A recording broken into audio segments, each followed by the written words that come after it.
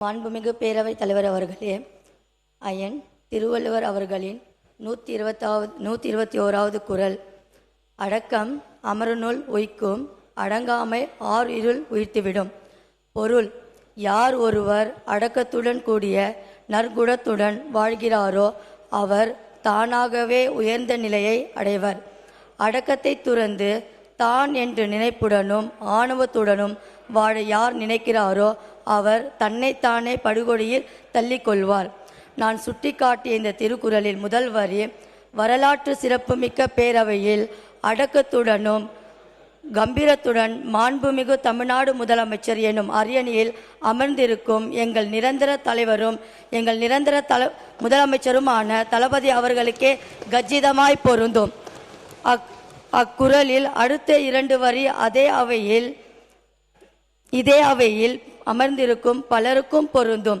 பேரவைத் தலைவர் அவர்களே, வேலூர் மாவட்டம் காட்பாடியில் சாதாரண எளிய குடும்பத்தில் பிறந்த தங்க தளபதி அவர்களால் ஈர்க்கப்பட்டு 1997ஆம் ஆண்டு ரசிக மன்ற முதல் பெண் ரசிகை என்ற பட்டத்தோடு கம்பீரத்தோடு வலம் வந்த எனக்கு அரசியல் களத்தில் தேர்தலில் போட்டியிட வாய்ப்பளித்து வெற்றியும் பெற வைத்த தற்போது இந்த மாபெரும் அவையில் பேசவும் வைத்து அழகு பார்க்கும் எங்கள் அழகிய தமிழ் மகனுக்கும் தமிழ் தாயின் தலைமகனுமான மாண்புமிகு தமிழ்நாடு முதலமைச்சர் புரட்சி தளபதி அவர்களுக்கு கம்பீரமாய் அமர்ந்திருக்கும் இரு கையை நோக்கி இரு கைகளை கூப்பி வணக்கத்துடன் தெரிவித்துக் கொள்கிறேன்.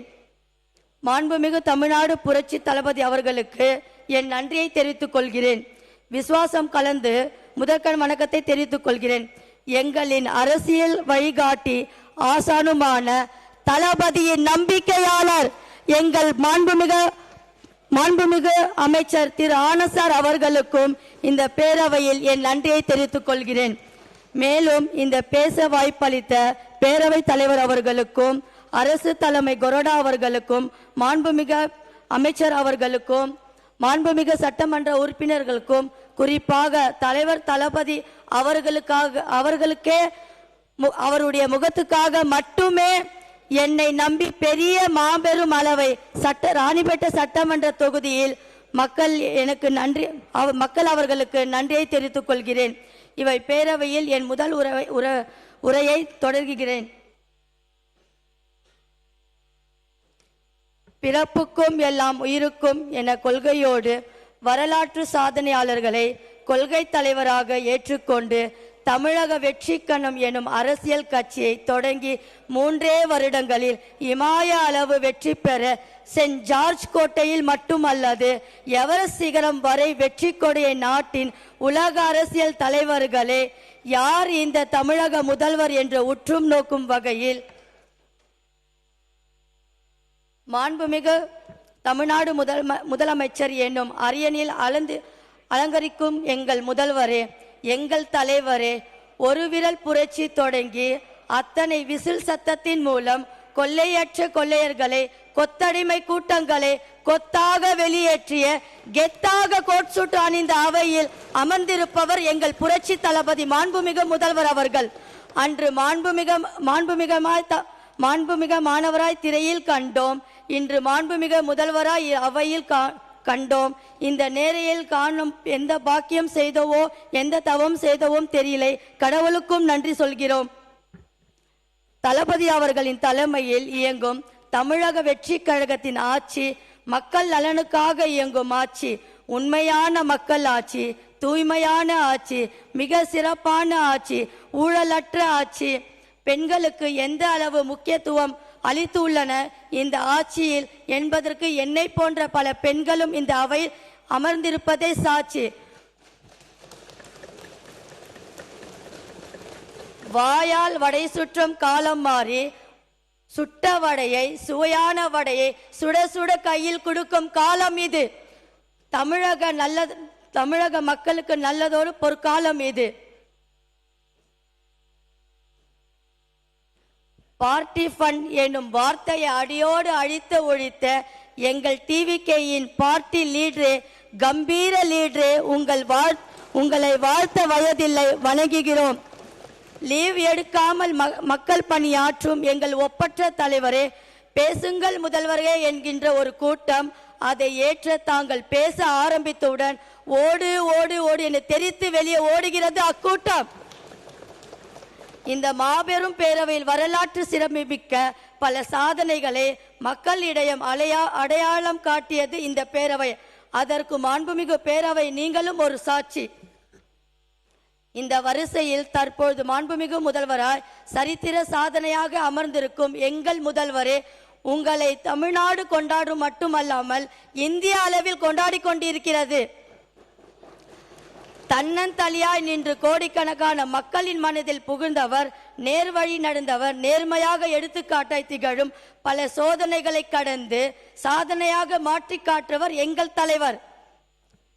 3 எழுத்து மந்திரமே தங்களிடம் பலிக்காது கலைவர்களின் தந்திரமே, குழந்தைகள் அனைவரும் பிடித்த மாமனே, தாய்மார்களுக்கு தாயாக அன்பை பொழித்தவரே, ஊழல்வாதிகளை களை எடுப்பதில் திறமை வாய்ந்த விவசாயியே, மாற்றம் வேண்டும் என நினைத்து மக்களின் ஏமாறாமல் ஏற்றத்தை மட்டுமே பரிசளித்து பண்பானவரே, இந்த அவையில் என்னை போன்ற பலருக்கும் முகவரி கொடுத்தவர் அஞ்சலை நிலையமே, எதற்கும் அஞ்சாதவரே, எவருக்கும் அஞ்சாதவரே, எங்கள் நெஞ்சில் குடியிருக்கும் எங்கள் தலைவர் மாண்புமிகு முதல்வரே.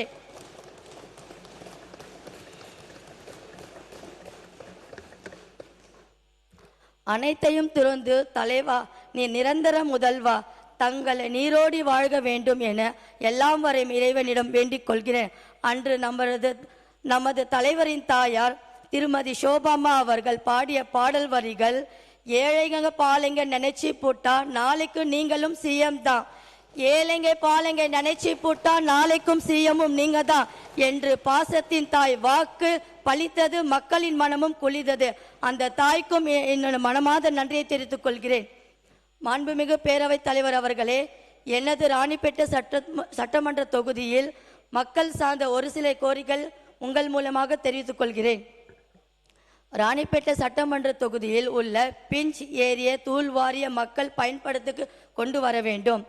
ராணிப்பேட்டை தொகுதியில் அமைந்துள்ள சிப்காட் இடிசி திருமல மெடிக்கல் தொழிற்சாலையில் நீண்ட வருடகாலமாக அகற்றப்படாமல் கோமிய கழிவறைகளை அகற்ற முன்வர வேண்டும். ராணிப்பேட்டை தொகுதியில் அரசு மருத்துவ கல்லூரி புதிதாக அமைத்து தர வேண்டும். ராணிப்பேட்டை தொகுதியில் உள்ள மேல்குப்பம், கல்மேக்குப்பம், அம்பூர் போன்ற பகுதிகளில் மக்கள் பட்டா அவர்களுக்கு வழங்க வேண்டும். ராணிப்பேட்டை தொகுதியில் உள்ள வாலாஜா அரசு மருத்துவமனையில் கூடுதல் கட்டணம் மற்றும் உயர்தர மருத்துவ மிஷின்கள் வழங்க வேண்டும். ராணிப்பேட்டை தொகுதியில் புதிதாக அரசு அடுக்குமாடி குடியிருப்பு வீடுகளை கட்டித்தர வேண்டும். ராணிப்பேட்டை தொகுதியில் உள்ள அம்மூர் பகுதியில் கழிவுநீர் சுத்திகரிப்பு நிலையம் அமைத்து தர வேண்டும். வேலூர் 6 வழி சாலையில் இருந்து வேப்பூர் வழியாக ஆற்காடு செல்லும் புற வழி சாலையில் 30 வட்டி வரை அமைத்து தர வேண்டும். ராணிப்பேட்டை தொகுதியில் உள்ள வாலாஜா வட்டம் ரத்னகிரி அஞ்சல் தென் அந்தியாலம் ஏடிசி பகுதியில் கடந்த 100 ஆண்டுகளுக்கு மேலாக வசிக்கும் சுமார் 80 குடும்பங்களுக்கு இதுவரை பட்டா வழங்கவில்லை. நம் அரசு முன் வர வேண்டும். ராணிப்பேட்டை தொகுதியில் உள்ள வாலாஜா மேல் விஷாரம் நகராட்சி 21வது வார்டு ஜமீலாபாத் பகுதியில் போதிய குடிநீர் வியோதம் இல்லாமல் மக்கள் அவதிப்படுகின்றனர். அவர்களுக்கு குடிநீர் தேவையான உற்பத்தி செய்ய வகையில் மேல்நிலை நீர்த்தேக்கம் தொட்டிகள் அமைத்து தருமாறு அன்புடன் கேட்டுக்கொள்கிறேன்.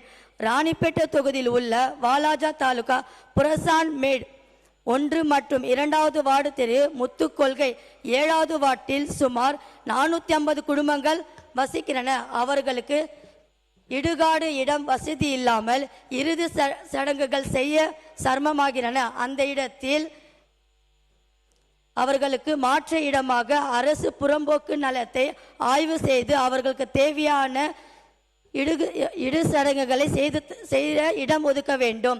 ராணிப்பேட்டை தொகுதியில் உள்ள ராணிப்பேட்டை உள்ள தொகுதியில் நீர்நிலை ஆக்கிரமிப்பு என்ற பெயரில் கடந்த திமுக ஆட்சியில் சுமார் 350 குடும்பங்களுக்கு வீடுகள் இடுக்கப்பட்டனர்.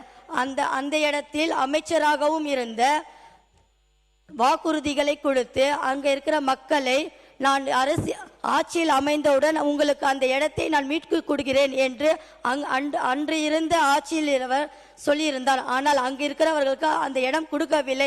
அதே இடத்தில் இடிக்கப்பட்ட இடத்தில் குடிசை வீடு கட்டி மின்சாரம் இல்லாமல் வாழ்ந்து கொண்டு வருகின்றனர். நமது அரசு அவர்கள் வாழ்வாதாரத்துக்கு ஒளியேற்று வகையில் மின்சார வசதியும் அவர்களுக்கு இடம் கொடுக்குமாறு அன்புடன் தாழ்மையுடன் கேட்டுக்கொள்கிறேன். இந்த வாய்ப்பை கொடுத்த அனைத்து நல்ல உள்ளங்களுக்கும் என்னுடைய எங்களுடைய மாண்புமிகு முதலமைச்சர் அவர்களுக்கும் என் மனமார்ந்த நன்றியை தெரிவித்துக் கொள்கிறேன். பேரவைத் தலைவர்கள், ஒரே ஒரு விஷயம், இதை நான் சொல்லிடுறேன். இதற்கு சொல்ல நான் ரொம்ப கடமைப்பட்டிருக்கேன். நாங்கள் கிட்டத்தட்ட தலைவர் கூட ரசிக மன்றம், நற்பணி மன்றம், மக்கள் இயக்கமாக நாங்கள் அவருடைய வழியில் நாங்கள் வளர்ந்து வந்திருக்கோம். கடந்த 27 ஆண்டுகளாக அவர் கூட நான் பயணிச்சிருக்கேன். தமிழ்நாட்டில் முதல் பெண் ரசிக மன்றத்தில் நான் தான் அந்த பட்டத்தை வாங்கியிருக்கேன். அதுக்கு இந்த இடத்துல தலைவருக்கு நான் ரொம்ப நன்றி சொல்லிடுறேன்.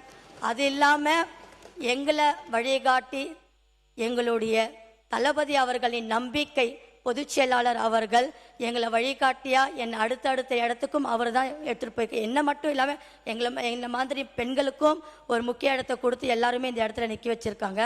அது இல்லாமல் எங்களுடைய மாநில மாநாடு இந்த சிறப்பு எங்களுடைய கட்சி ஆரம்பித்து நாங்கள் அந்த கொள்கை திருவிழா நாங்கள் நடத்தும் போது எல்லாருமே என்கிட்ட ஒரு விஷயத்தை கேட்டாங்க. ஊடக நண்பர்கள், எதிர்கட்சிக்காரங்க, மற்ற எல்லா கட்சிக்காரங்களும் கேட்டிருக்காங்க, நீங்கள் ஏன் இந்த ரெட் அண்ட் எல்லோ நீங்கள் ஒரு அணியாக நீங்கள் இந்த ஆடையை நீங்கள் அணிந்திருக்கீங்கன்னு கேட்டாங்க.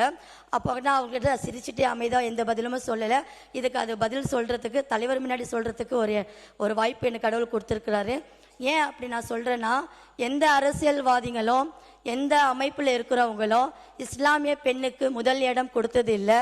எங்கள் தலைவர் ஆட்சி தொடங்கி அன்றே எனக்கு கொள்கை பருப்பு கட்சியில் கொள்கை பருப்பு இணை செயலாளராக பதவி கொடுக்கும் போது அவர்களுடன் பக்கத்தில் எனக்கு சேரை போட்டு உட்கார வச்சு என்னை கௌரவிச்சாரு. அப்போ அந்த கௌரவம் எனக்கு சார்ந்தது மட்டும் இல்லாமல் தலைவர் சொல்லியிருக்காரு, எங்களுடைய கொள்கை பிறப்புக்கும் எல்லாம் இருக்கும் தான். ஆனால் இஸ்லாமிய பெண்ணுக்கு அன்னைக்கு இஸ்லாமியர்கள் எல்லாருக்குமே ஒரு பெருமை காட்டுற மாதிரி தலைவர் அன்னைக்கு நடந்தினாரு.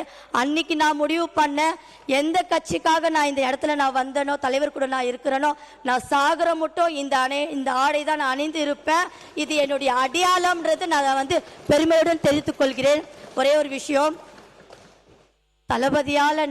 தளபதிக்காகவே நான் என்றும் தலைமைக்கும் தளபதிக்கும் விசுவாசத்துடன் என் உயிருள்ளவரை நான் நன்றியோடு நடந்து கொள்வேன். நன்றி, வணக்கம்.